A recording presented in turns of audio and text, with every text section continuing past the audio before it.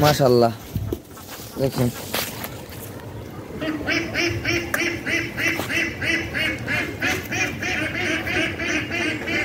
মাশাআল্লাহ খাসি দুইটা দেখুন কত সুন্দর কত বড় কালার দেখুন এবং কত তেজি দেখুন দেখুন এটা হচ্ছে সাদা এই সাদাটা বেশি তেজি দেখেন ক্যামেরার কাছে চলে এসেছে ক্যামেরার কাছে চলে এসেছে দেখুন দেখুন এক ছাগল আর এক ছাগলের মুখ খায় পানি পায় না কি করবে দেখুন ছাগলগুলো প্রচুর পরিমাণ তেজি এবং অনেকটা রাগী এটাই হচ্ছে কথা দেখুন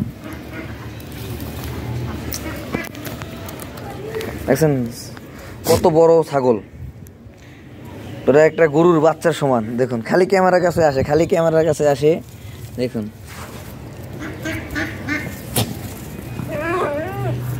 ছাগল পালে লাভবান বেশি 6 মাস পরে পরে দেখা যায় বাচ্চা দেয় বড় বড় জাতের ছাগল পালে লাভবান বেশি হওয়া যায় দেখুন পুরো রাগ কি তেজ কি দেখুন